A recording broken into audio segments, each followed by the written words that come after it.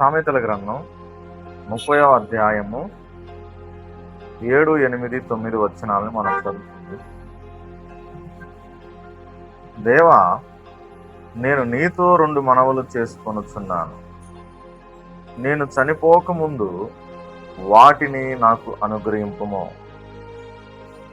వ్యర్థమైన వాటిని, అబద్ధములను నాకు దూరముగా నుంచు. పేదరికమైనను ఐశ్వర్యమైనను నాకు దయచేయకుము.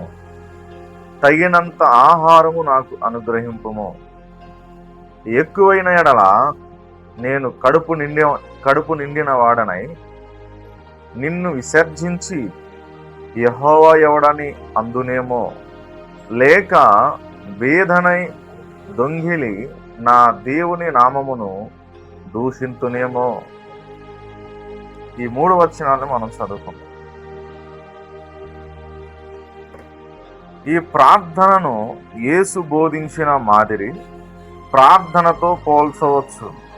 మత్తయి సువార్త 6వ అధ్యాయము 9, 13. ఈ 2 ప్రార్థనలు శోధన నుండి కాపుదలనివ్వాలని, తమ అవసరాలు తీర్చమని దేవుణ్ణి అడుగుతున్నాయి. 1వ తిమోతికి రాసిన పత్రిక 6:8, ఫిలిప్పీ 4:12తో పోల్చండి. ఈ 2 ప్రార్థనలు దేవుణ్ణి గణపరుస్తున్నాయి. ఐశ్వర్యవంతుడైన వ్యక్తి అబద్ధికుడు, అపహాసకుడు కాగలడు.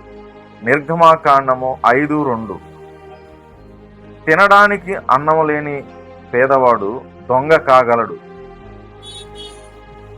సామెతలు 6:30. దేవుడు తన అవసరాలు తీర్చడం లేదని చెప్పే దొంగ దైవ దూషణ చేస్తున్నట్టే.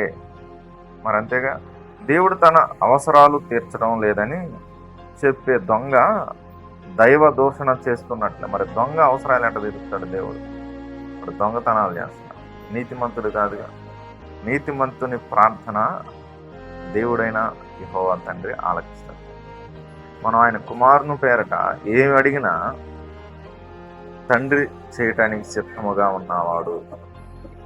మనం అవసరం ఏదైతే ఉందో ఆ అవసరాన్ని కుమారుని పాదాల యొద్ద మనం ప్రార్థన ద్వారా అడగాల. ఆ ప్రార్థన ఆలకించిన తండ్రి మన అవసరాన్ని తీర్చేవాడు. ఈ పరిస్థితి, ఈ క్షణం నువ్వు ఎలా ఉన్నావో అది దేవునికి తెలుసు, నీ అంతరంగంలో నీకు తెలుసు. దేవుని ఎదుట మోకరించి నీ అవసరాన్ని చెప్పు. ఆయన నీ ప్రతి అవసరాన్ని తీర్చే దేవుడు.